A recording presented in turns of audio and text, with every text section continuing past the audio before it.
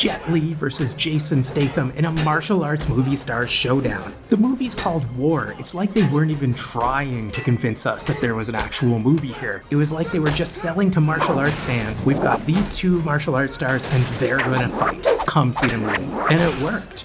That's what the marketing was about. The posters were Jason Statham and Jet Li facing each other like, oh, they're gonna go to war. It looked like it was a fight night poster. And that's why I think we were cheated. You might not have noticed, but you've seen in the background shots where Jet Li and Jason Statham weren't even in the same room at the same time. And they just spliced it together to make it look like they were fighting.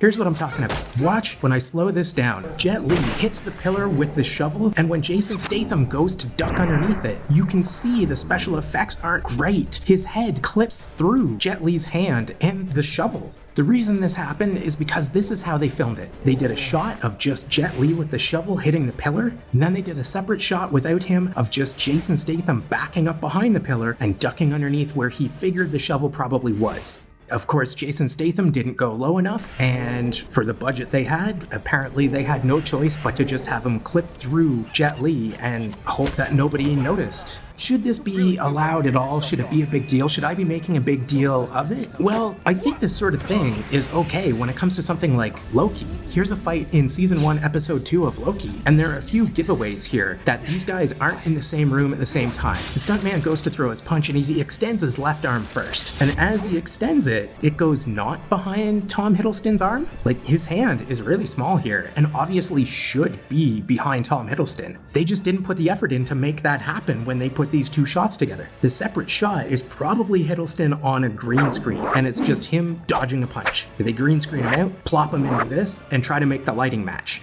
They tried to make the lighting match in post-production, and you can tell they were lazy about that. All they did was crank up the exposure, and that's why when the sparks happen and everything lights up, Tom Hiddleston is just really bright, and there are no blacks. There are no dark colors or shades on him whatsoever, but there are on the stuntman. But I'm okay with that. Like, it could have been done better, but the reason I'm okay with this is this series was not billed as, look, Tom Hiddleston fights this stuntman. So this is just a fight in the show. It's one shot, whatever. Do it how you need to do it, that's fine. It's not a martial arts show. If this was a show like Martial Law starring Sammo, yeah, I'd have an issue with them doing this sort of special effects thing. And that's why I've got a big issue with them doing it here in War. They marketed this movie to us as Jason Statham fighting Jet Li. And yeah, I get it, the shovel's dangerous, but it would have been cheaper to have a safe prop shovel that wasn't a real one. Filming it this way, they have to take the time to do two separate shots with unionized actors working on hourly pay for both of those. And then on top of that, still hire somebody to do special effects work to put the two shots together. It's a weird choice. They could have insisted on doing this themselves, but sometimes you can't insist on that. Like, here's footage of me, this is me here on the left, in a Canadian horror film called 5 Years After the Fall. We had this custom-made iron mace with spikes on it, and I got to grab it and smash it into the wall as hard as I could. And we did the same thing. It's two separate shots. There's a shot without me in it of the actor just hitting the wall and then ducking out of the way. Then there's a shot without the actor there, and it's just me swinging the mace, smashing the wall as hard as I can. And when they put them together, they did a better job than War did. With their small budget, they made it look seamless.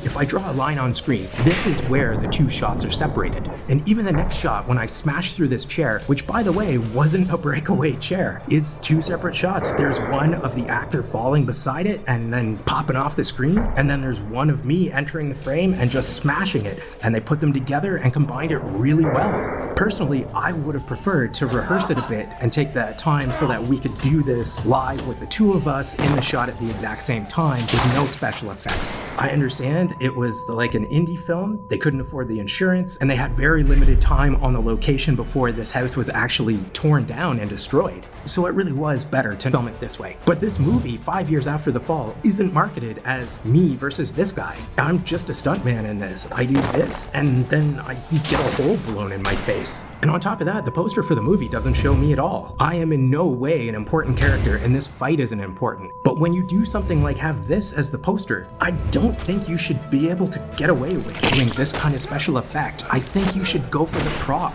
and have both those martial artists on set at the same time really interacting. Otherwise, what's the point? You're marketing to a group that wants that and then lying to them. The worst offender of all is Steven Seagal versus Mike Tyson in The China Salesman. Look at the poster for this. The poster is that this is all about seeing Mike Tyson and Steven Seagal. But no, the story for this fight is even worse. It's another video in itself. But why should this even matter? Well, trust is a really big part of martial arts movies. The trust the audience has that it's really the actors doing it. Or even when it's stuntmen, the trust that those stuntmen are really doing something and it's not just CGI Neo. Which, I mean, I don't know about you, this fight doesn't do it for me because it's just a video game. Part of the love of martial arts movies is seeing a real person do cool, creative shit that I love seeing happen.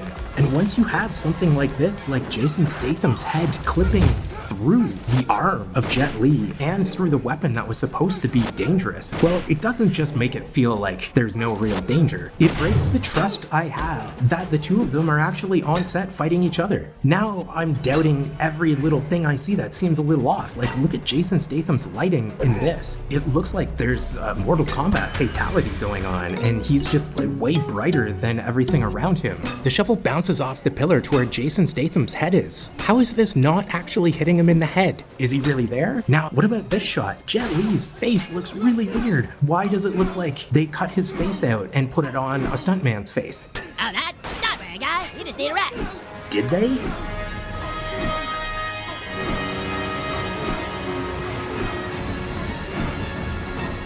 It holds the same expression and angle really weird. Mismatched lighting is a dead giveaway when composite shots like this are done. Look at the one that I'm positive is a composite shot. Oh, dear God, no. Where Jason Statham's head clips through the arm and the shovel. He looks weirdly lit compared to the rest of the scene. When you do a composite shot like this, you get the background in both shots, but you don't need to use the entire background of both shots, so it looks like they went with Jet Li's and then adjusted the lighting just a little bit when they did the Jason Statham shot so that they had him lit well enough for the shot. But now it looks weird. He looks like he's not lit right for everything else around him. Now that the trust of me, the audience, is broken, I can't help but doubt the authenticity of other moments in the fight scenes. Things that I wouldn't have noticed before are now harder to get by me if they're fake. And even if they're real, they won't have the same impact they would have had if that trust hadn't been broken.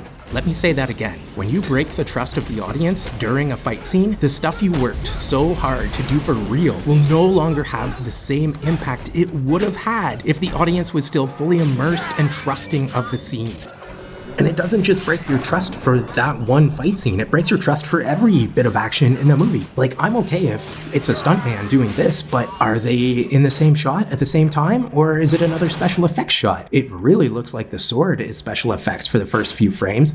I'm okay with the sword being a special effect, but now I'm left wondering if instead of just the sword, it's actually another composition shot divided along this piece of wood. Now I'm noticing the pre-broken wood that they didn't bother to cover up in post-production or live before they filmed it, and the more things I spot, like the pre-broken wood and the sword blade, the more paranoid the audience will naturally become. A paranoia that will lead to them being underwhelmed by the action. We feel neither highs nor lows. Really? What's it like?